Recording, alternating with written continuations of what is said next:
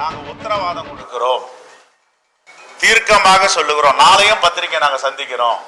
இடி, அமலாக்கத்துறை, மத்திய புலனாய்வுத்துறை சிபிஐ, மத்திய வருவாய்த்துறை இன்கம் டாக்ஸ், இந்த 3 நிறுவனங்களும் சோதனையிட்ட பிறகு எந்தெந்த நிறுவனங்களிலிருந்து பாஜக நிதி பெற்றிருக்கிறது என்ப உண்மை வெளியே வரும்.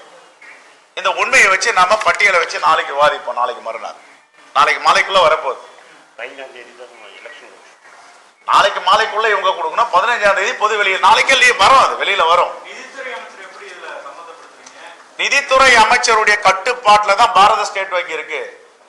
நான் சொல்றேன், வாய்தா வாங்குறது வேற, வழக்கறிஞர்கள் அரசாங்கம் வாய்தா வாங்குறது வேற. இது நிதித்துறை அமைச்சகம் வாய்தா கேட்டிருக்கு. ஆகையால நிதித்துறை அமைச்சர் ராஜினாமா பண்ணும். மக்களுக்கு ஒரு உண்மையை சொல்றது என்னங்க, இப்ப ஆர்டிஐ யார் கொண்டு வந்தது? ஆர்டிஐ கொண்டு வந்தது யாரு? காங்கிரஸ் ஆட்சி. எதுக்காக கொண்டு வந்தாங்க? ஒரு அரசாங்கத்துல ரகசியம் இருக்கக்கூடாது, பொதுமக்கள் தெரிந்து கொள்ள வேண்டும். ஒரு இன்ஃபர்மேஷன், ரைட் டு இன்ஃபர்மேஷன் கேட்டாங்களா, அதை கொடுக்கணும்னு காங்கிரஸ் கொண்டாந்தது. அதை உச்ச நீதிமன்றம் உறுதிப்படுத்துது. பொதுமக்களுக்கு பொது வெளியில வெளியிடுங்க, என்னன்னா நிதி பெற்றிருக்கீங்க. எல்லா கட்சியும் தானே இருக்கு, எல்லா கட்சிக்கும் கொடுத்திருக்காங்க.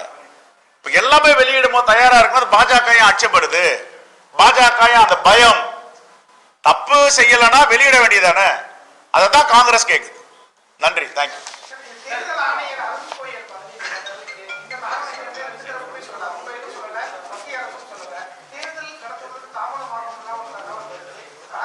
நான் ஏற்கனவே சொன்னேன், இந்தியாவுடைய ஆட்சி எதை நோக்கி சென்று கொண்டிருக்கிறது? சீனாவை நோக்கி சென்று கொண்டிருக்கிறது. ஒரு அதிபர், ஒரு நாடு, ஒரு மொழி, ஒரு தேர்தல். இன்னும் கொஞ்சம் மேலோங்கி பார்த்தா வடகொரியாவையும் தொடருது.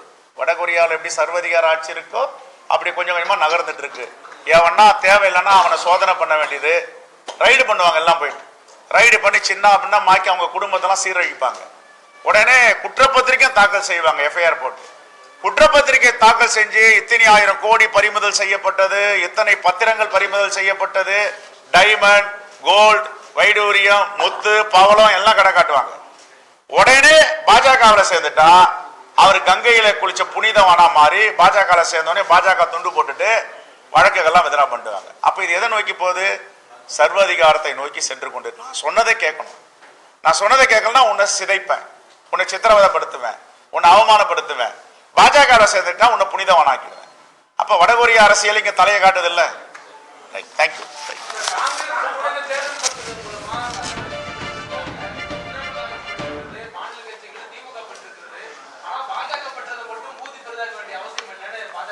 பயங்கரமான உண்மை, உலகமாக உண்மையை கேட்குறீங்க. ஏங்க எங்க கையில அழுக்கு இல்லை, நாங்க தூக்கி காட்டுறோம், பாத்துங்கன்றோம். நீங்க ஏன் பயப்படுறீங்க? நாங்க தானே சொல்றேன் வெளியிடுங்கன்னு. நாங்க தானே சொல்றோம், உறக்க சொல்றேன்ல. இந்தியா முழுவதும் ஆர்ப்பாட்டம் பண்றோம்ல. ஸ்டேட் பேங்க் முன்னாடி எதுக்கு ஆர்ப்பாட்டம் பண்றோம்? காங்கிரஸ்கார் நாங்க வாங்கியிருந்தா நாங்க வெளியிட போறோம், வெரிஃபை பண்ணுங்க எங்க இருந்து வாங்கியிருக்கோன்னுட்டு. அந்நிய நாடுகிட்ட இருந்து வாங்கியிருக்கிறோமா? இடி, அமலாக்கத்துறை, சிபிஐ, ஐடி எல்லாம் நீங்க போயிட்டு ஃபர்ஸ்ட் சோதனை இடுங்க, மிரட்டுங்க. அவனை மிரட்டின பேர் எனக்கு நிதி கொடுப்பான், விட்டுருங்க அப்படின்னு சொல்றோமா? உண்மை வெளியே வரட்டும் சார், பேசுங்க. நாங்க தான் சொல்றோம் துணியோட வெளியிடுங்கன்றனால. நீங்க ஏன் வெளியிட மாட்டேன்றீங்க? எங்களுக்கு இருக்க துணிச்சலையா உங்களுக்கு இல்ல? எங்க கிட்ட நேர்மை இருக்குல்ல? அது வரப்போது தெரியும் உங்களுக்கு.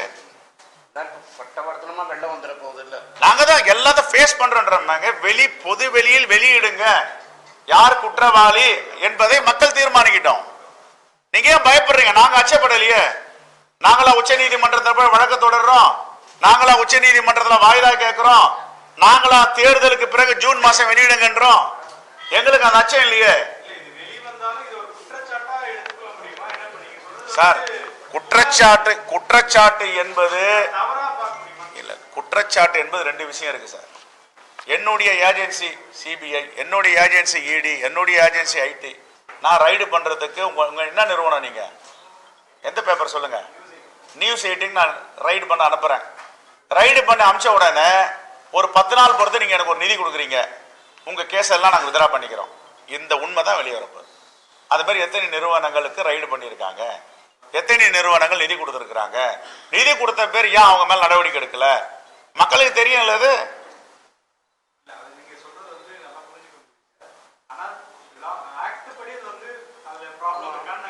என்ன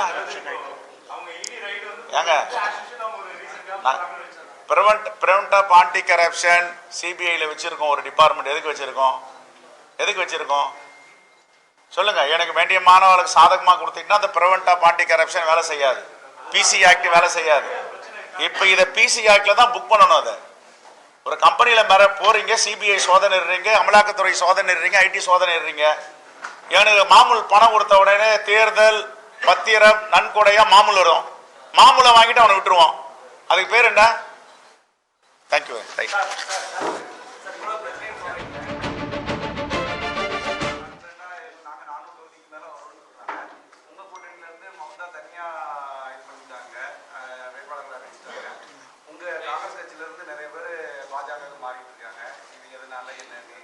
பெருந்தலைவர் காமராஜர் அவர்கள் அகில இந்திய காங்கிரஸ் கமிட்டியா இருக்கும் பொழுது இதே போன்ற கொஞ்சம் பேர்லாம் விலகினாங்க.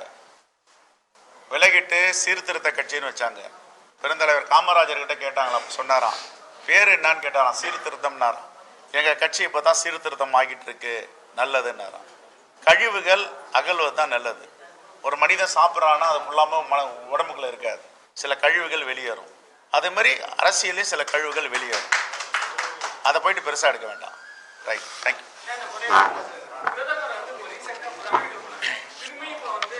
ஏங்க 400 தொகுதிகளை வெற்றி பெற போற பிரதமர் படுத்துட்டே வெற்றி பெறணும்ல, ஏன் ஊரா போறாரு? தமிழ்நாட்டுக்கு ஏன் படையெடுக்கிறாரு? 400 தொகுதிக்கு வெற்றி பெறுவன்றாங்கல்ல, 400 தொகுதி வெற்றி பெறுவர் போயிட்டு எதுக்கு பெணாத்துறாரு, புலம்புறாரு? இல்ல நாங்க பொது வெளியில வெளியிட மாட்டோம், வாங்கின டொனேஷன்லாம் தேர்தல் கடன் பத்திரம்லாம் ஏன் சொல்றாரு? ரொம்ப நம்பிக்கையோட இருக்காரு. 400 தொகுதியில் நான் 400 தொகுதியில் வெற்றி பெறுவேன். இருந்தாங்க என்ன சொல்லுது உச்ச நீதிமன்றம்? வெளியிட சொல்லுதா? வெளியிடுங்க, பொது வெளியில சொல்ல வேண்டியதானே. என்ன அச்சம், என்ன பயம்? எல்லாம் போலி வேஷம் போட்டு நடிச்சிட்டு இருக்காங்க. மக்கள் இந்த முறை ஏமாற மாட்டாங்க. நன்றி.